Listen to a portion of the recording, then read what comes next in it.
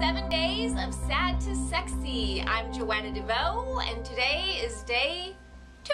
And today I'm going to try not to rant, but I have a problem with the way that the mainstream media, television, magazines, even our own doctors teach us about nutrition. And so I am going to try not to like Alex Jones out on you and to very calmly present to you why I think that you should think outside the box.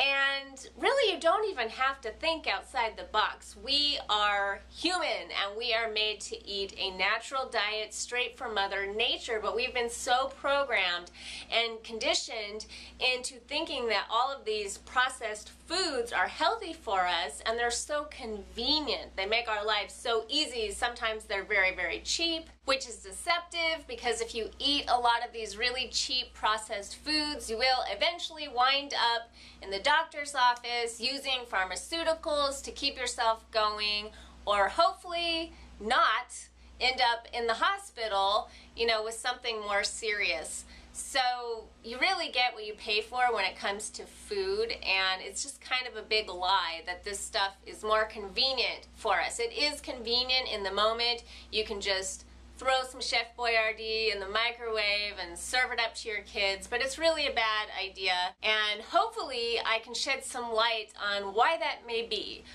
First of all, if you are taking nutritional advice from your standard doctor or MD, these people do not get training in nutrition. In fact, they often say it themselves. And it doesn't take a genius to do a little Google search and find that they only get a handful of hours of nutritional training in the whole scope of their training as students. And as we know, doctors go to school for many, many, many, many years. So that's just like a tiny percent of the time that they spend learning about nutrition, and then they never have to take another nutritional class again. So they can learn something in 1950 and, more than 50 years later, 60 years later, they can still be going off what they learned back then. There are some excellent, amazing doctors who go on to educate themselves. I think Joseph Mercola is a really good doctor to look into if that's something that interests you.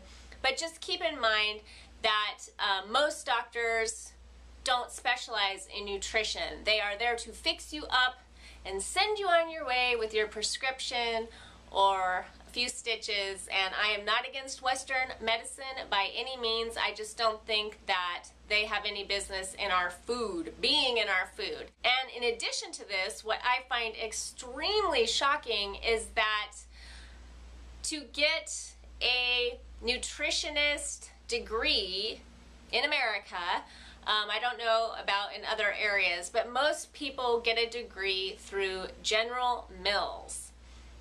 Yes, General Mills.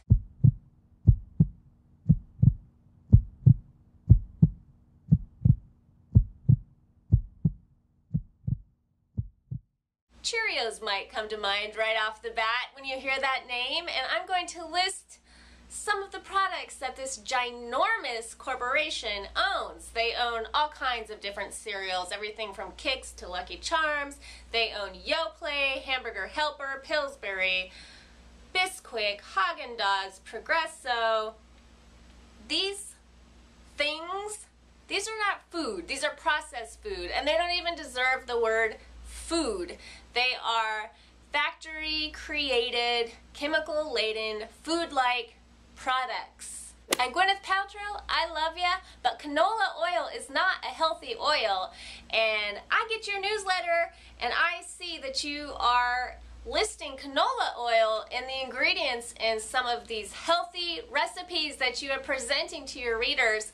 And that is something that I find in health, so-called health and fitness magazines across the board, and many TV shows. It's just all so misleading. And I have a section on this in the Sad to Sexy program, so I'm not going to go into you know, what fats are good and what fats are bad, because I explain all that. But for the record, canola oil is not a healthy fat, and you do not want your family to be eating that.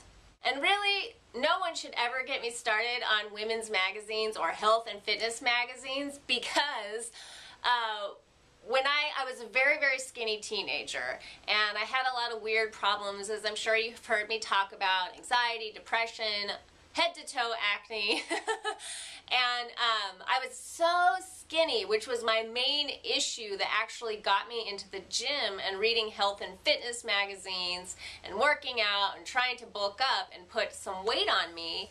And that just kind of stuck with me through my 20s, or at least in my early 20s, and I read a lot of these magazines, and I got my nutritional advice from these magazines, which is bad news. I'm telling you, not only do they promote all of these weird pills in the advertising section that are supposed to, you know, make you get shredded and lose all this weight really, really fast, and they tend to push an unhealthy body image, or a body image that's not attainable for everyone. In addition, their nutritional advice is crap. Some of the things that I learned from these magazines, and these were things that were like mottos that I lived by back in the day, were jelly beans have 0 calories, therefore you can eat as many as you want and never get fat. Never mind that sugar causes fat, not fat, but whatever. I also learned that a bowl of Total with raisins and some soy milk and a glass of pasteurized fortified orange juice is all the nutrition you need for an entire day. And here's one some of you still may be believing, and that is, yay for fat-free everything. Wrong! Lies, lies, lies. It's all lies. And there is a really easy way to tell what is good for you and what is not. And it is at the core of the Sad to Sexy program, and I'm just going to give this to you now. Remember this every time you go shopping. Maybe start growing your own garden. But if you're going grocery shopping for your family, it's great to go to farmers markets, to use your local CSA, or to shop at places like Whole Foods. Trader Joe's is all right, or maybe you have a Lassen's in your area. And this is something to ask yourself. This is like the motto of Sad to Sexy. When choosing food, ask yourself, is it a gift from Mother Nature, or the product of a chem lab or an industrial strength machine? If you answered chem lab or industrial strength machine, put it down, whatever it is. Put it down and walk away. If you have to read on the back of a package and there's all those ingredients, I can tell you right now, that's not real food. That's not food. That is designed to sit on a shelf for a whole big long stretch of time, and that food is filled with preservatives and things that you probably can't even pronounce and that you shouldn't be putting in your family. So take a hike on over to the produce section, locate a local farmer maybe who sells products from animals that are pastured, and there's a big difference between pastured and pasteurized. Pasteurized means it's been heated and treated. Pastured means that the animal was raised on a pasture, eating grass, under the sun, breathing fresh air, which is as it should be. And I know so many of you are into like earth-based spirituality, and if you are embracing whole foods as a way of life and getting away from these weird food-like products, this weird processed food, is going to enhance your spiritual practice, because it is going to make you aware of your planet on a whole other level and the creatures around you and this circle of life that we're all participating in.